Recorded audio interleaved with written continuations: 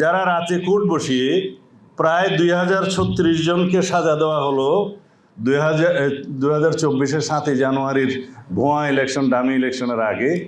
তাদের মামলার সংখ্যা ছিল 149 এবং বিচারকের সংখ্যা আমি বলি এখানে আমার কাছে কাগজ আছে 36 জন।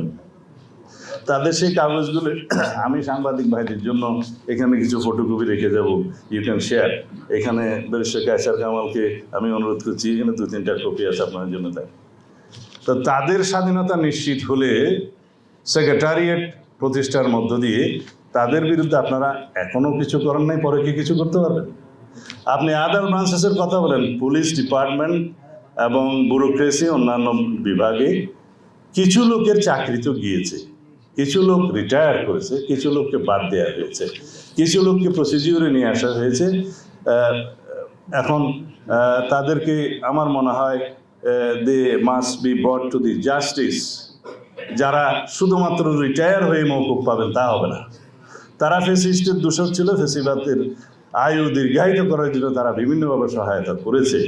তো তারা যদি শুধুমাত্র রিটায়ার্ড হয়ে যায়, শোকসভা হিসেবে তালি না দিলে ভালো, রিটায়ার্ড হয়ে যায় এবং তারা যদি নিরাপদে তাদের অর্জিত দুর্নীতিতে প্রাপ্ত সম্পত্তি এনজয় করতে থাকে, তাহলে এটাও কিন্তু জাস্টিস এনশিওর করা হলো না। আমি কারো নাম নিলে হয়তো আবার কন্টেম্পট অফ কোর্ট করতে পারে, করলে করুক, আমাদের তো আর সাজার কোনো কমতি নেই। আমি আপনাদেরকে আরেকটা তালিকা বলতে পারি, যেখানে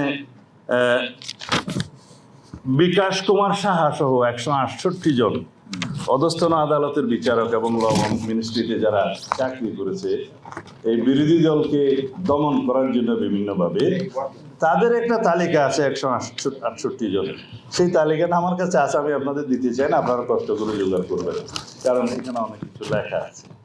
আর হাইকোর্ট ডিভিশনের কথা যদি বলি, তাহলে যে তালিকাটা আমাদের কাছে আছে তাতে 30 জনের মতো ফ্যাসিস্টদের দূষর এখনো বসে আছে, যারা অনেকেই ছাত্রলীগের প্রেসিডেন্ট সেক্রেটারি ছিল এবং যারা প্রত্যক্ষভাবে জাজমেন্টের মধ্য দিয়ে হাইকোর্টে এই ফ্যাসিস্ট আওয়ামী সরকারের কর্মসূচি বাস্তবায়ন করেছে, যারা দেশনেত্রী বেগম খালেদা জিয়াকে 5 বছরের লোয়ার আদালতের সাজা 10 বছর করেছে, তারা তো এখনো আছে। এবং আমাদের নেতা জনাব তারেক রহমানের কোনো বক্তব্য প্রচার করা যাবে না সেই রায় তারা এখানে দিয়েছে এবং বিভিন্ন স্লোগানকে এন্ডোর্স করেছে, তারা এখনো আছে। আমি নাম বলবো না, আপনারা সবাইকে চেনেন, কিন্তু তাদের কাছেই নাকি আমি শুনেছি এখন যে রিট বেঞ্চ দেওয়া হয়েছে বিভিন্নভাবে, তারা ওখান থেকে কি ভার্ডিক্ট দিচ্ছেন। আমি আমার এলাকার একটা যুবলীগের সভাপতি, উপজেলার চেয়ারম্যান ছিল, কোনোভাবে সে প্রখ্যাত চোর ছিল এবং তারা উপজেলা চেয়ারম্যান হয়েছে। সে অ্যাবডাকশন সহ একটা মার্ডারের চার্জে 164-এ অভিযুক্ত হয়ে তার বাড়ি থেকে সেই লাশ উদ্ধার করা হয়েছে। এখান থেকেই তো বের পেয়েছে 2 মাসের মাথায়। তারা কারা সেটা আমাদের জিজ্ঞেস করতে হবে, কারণ আমরা বিচারকদের স্বাধীনতা নিশ্চিত করার জন্য কি ইন্ডিপেন্ডেন্স অফ জুডিশিয়ারি চাই? আমরা ইন্ডিপেন্ডেন্স অফ জুডিশিয়ারি চাই জুডিশিয়ারির ইন্ডিপেন্ডেন্সের জন্য।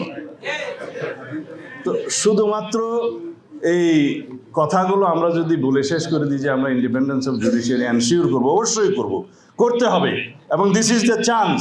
এইবার যদি আমরা ইন্ডিপেন্ডেন্স অফ জুডিশিয়ারি এনশিওর না করতে পারি, আর কখনো হবে।